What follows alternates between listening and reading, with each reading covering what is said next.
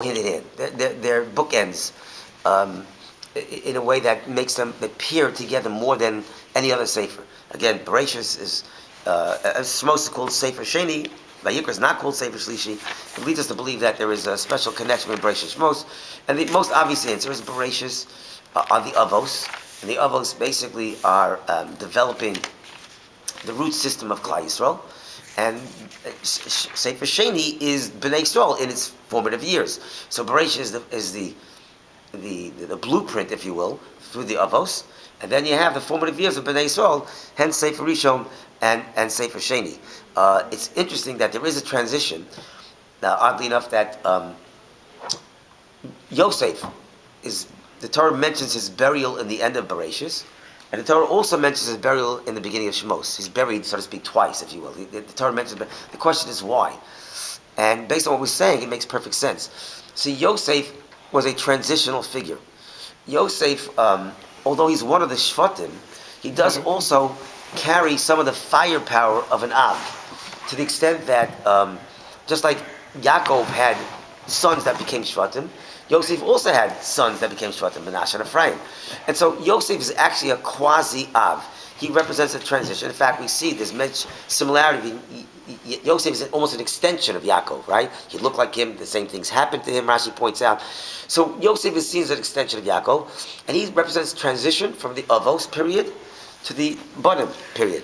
And therefore it makes sense if Bereshis is Sefer Avos and Shmos is Sefer Banim, that Yosef, so to speak, is buried twice, in Bereshis and in Shmos, because he really belongs with the Avos, he also belongs with the Banim. Alright? Interesting. Okay. But, so Shmos picks up where Bereshis left off. Bereshis was the development of the blueprint, and now we have Bnei Yisrael. Alright. A few very quick things about Shmos. So we know that Bnei Yisrael, after Yosef passed away, that's when things take a turn for the worse, and now they're subjected to a lot of gullus and the bitter oppression of a gullus. And at one point, we all know, Paro, based on astrology, understands that the Moshiach Shel Yisrael is going to come from a male child, and therefore he knows that Hashem had already promised never to destroy the world with water again, so he figures he's safe if he employs water in trying to destroy the Jewish people. All right?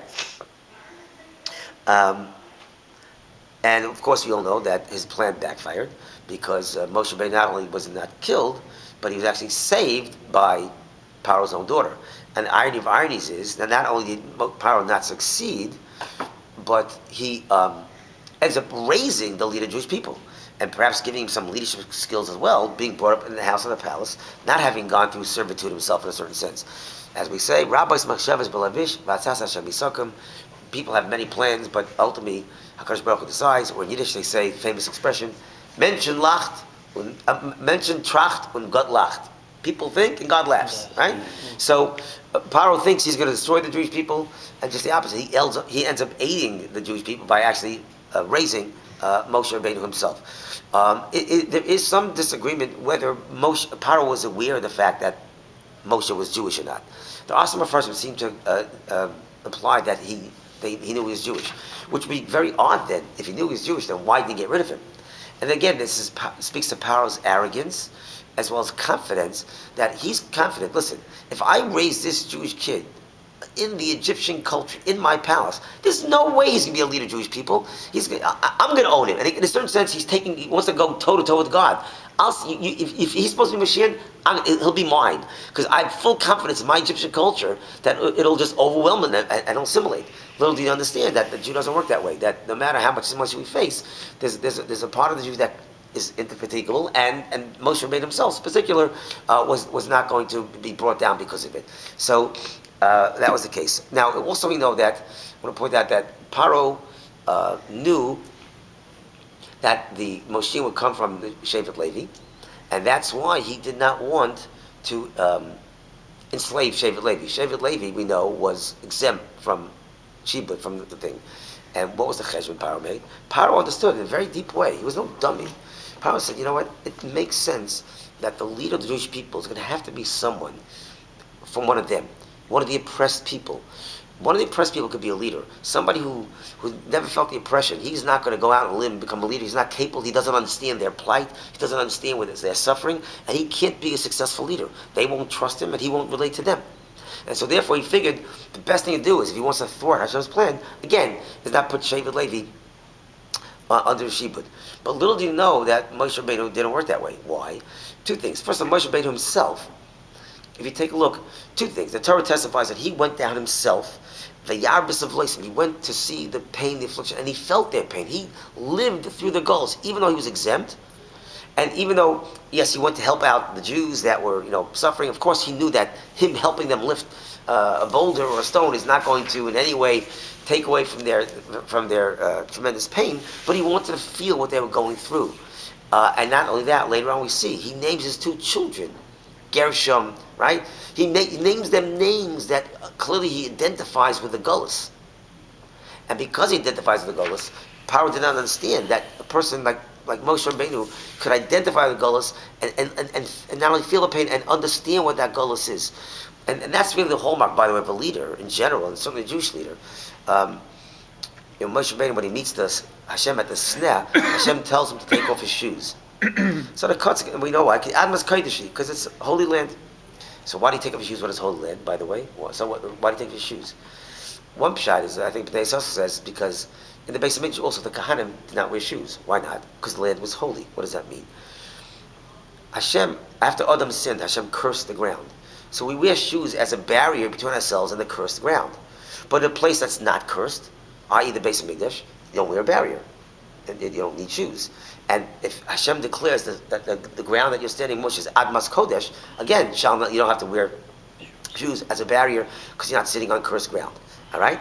But the Kotzker points out also very subtly that when you take off your shoes, Hashem is saying, I want you to feel the pebbles beneath your feet. As a leader, you have to be aware of the small little pebbles and the small little pain that's being caused to other people. You can't be oblivious to their pain because you're in a leadership position or an ivory tower. Feel the pain of those little people, the little pebbles beneath you as well. You have to be sensitive to everything.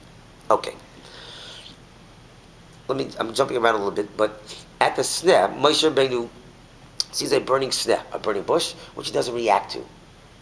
All right, which rather he sees is not being consumed. And he goes over, and then he has this conversation with Hakadosh Baruch Hu. Hashem wants to give him the role to play.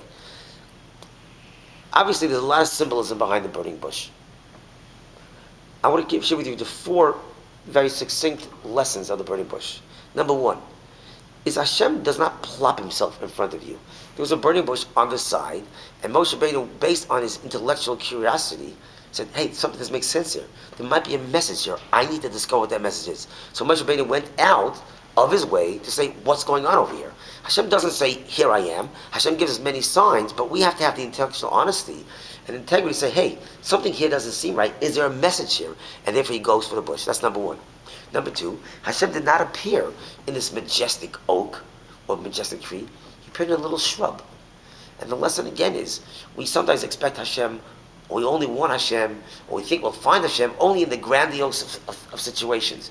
Whereas the Hakadosh Baruch Hu's lesson is, no, you could find me in routine life, in daily life, and in small things as well. Don't look just for the grandiose expectations. Same with Abraham, right? Yes, exactly. Same idea. So Hashem's saying, don't expect me and only expect to have a relationship in these grand ideas, but in the small things too.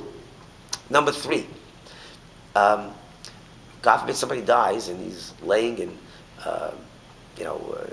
by non-Jews, they don't bury him right away. He lays in a coffin. So if you didn't know he was in a coffin, he's laying down on the ground or was laying right, how would you know he's dead? Except if you came over to him and touched him and felt that he was cool to the touch, you know he's dead. Something live has warmth. The idea behind the fiery bush represents passion. That Yiddishkeit requires passion. If there's no warmth to the way you have a relationship with Hashem and to Judaism, it's cold, it's dead. And finally, the last thing is that the bush wasn't consumed. What does that mean? So, people have said to me, Rabbi, how do I know Orthodoxy is not a cult?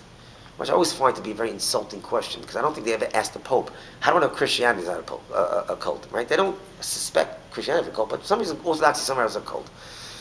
But the real answer is, or one of the real answers certainly is, that in a cult, people become mindless, that religion consumes them to the point where they can't think for themselves.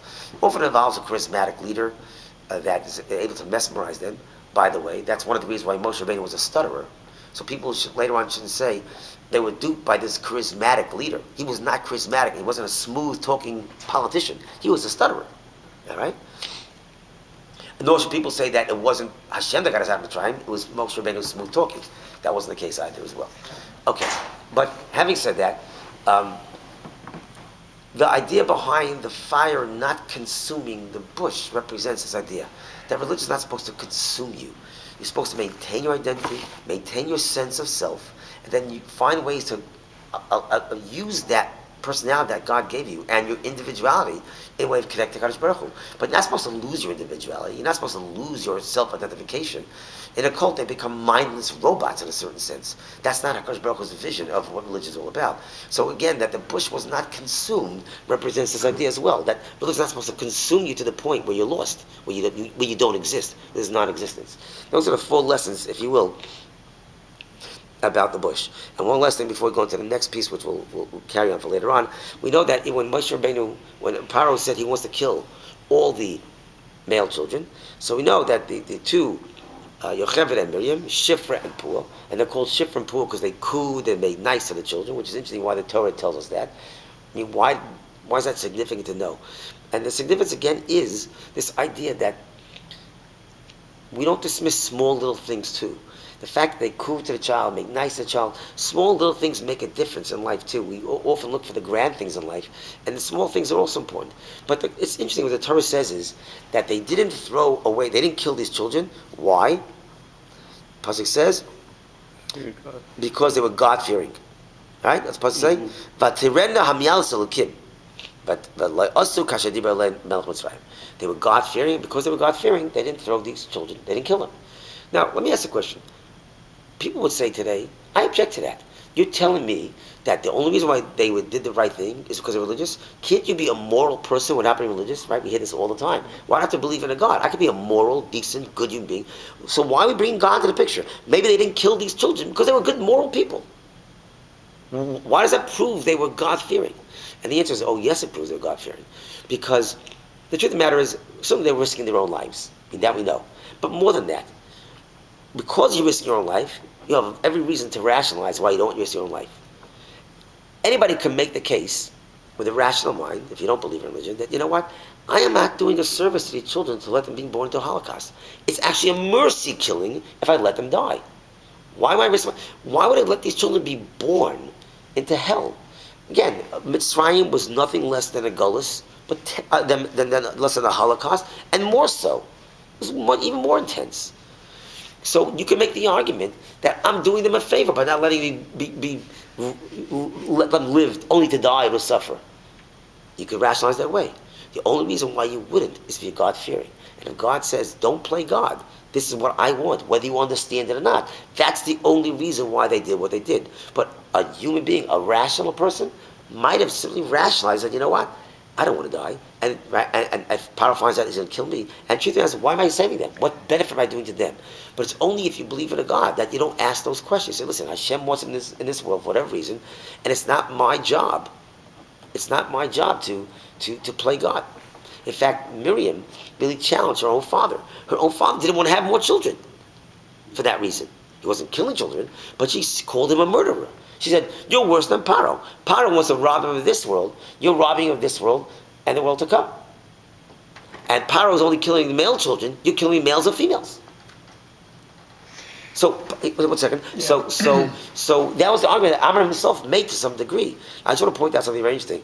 He makes 2 arguments. One is, you're worse than Paro. Paro only killed the male children. You're killing the females also by not having more children. But he also says you're worse than Paro because Paro is denying in this world. You're denying the next world also. It's a very important concept in having children. The reason why we have children is not so that you give us nachas. That's not why we have children. That's a mistake. Maybe that's a collateral benefit. But the reason why we have children is because we are wards of these neshamas that Hashem wants us to tend to give him a world to come. That's what they're here for. That's what we as parents are here for. We're here to give them not just this world, but the world to come as well. It's a whole different outlook on why we have children. And therefore, if you have a child that's difficult or physically ill, but that doesn't take away from your job. What you're doing, whatever you're doing to tend to this neshama, that's your role. Sometimes children give us a hard time, and we don't get the nachas. Okay, hopefully we get nachas, but even if we don't, that's not really why we're parents. We're parents because our role is to bring souls into the world and bring them to the next world. That's really our role. And that's why Asa, we mentioned earlier, when Asa meets Yaakov the first time and he sees all these children, he doesn't get it. He says, I understand why I have children, because more people means more power. Yaakov is not into power. And why are you having all these children? And Yaakov's response is, these are children, Ashachanani Elokim. I see them as gifts from God. We see each child that we get as a gift from HaKadosh Baruch Hu. And that's obviously why the minhag for many people is we light a candle for each child that we have, because each child will bring more light, another neshama into the world. So here as well, the fact that Miriam points out quite correctly, Amram, you're making a mistake because your job is to bring the souls of this world to get into the next world. That's your role. And so as a parent, you have to keep that in mind when we get frustrated, that our role is a much bigger role than just simply reciprocity. We get nachas from them, bring the world into this world, but it's the next world as well. Tell me we have to stop, right? No, there's no min yet, right? We have to stop yet? Right. Is there min yet? Yeah, we have a menu. Okay, so we'll stop. We'll continue after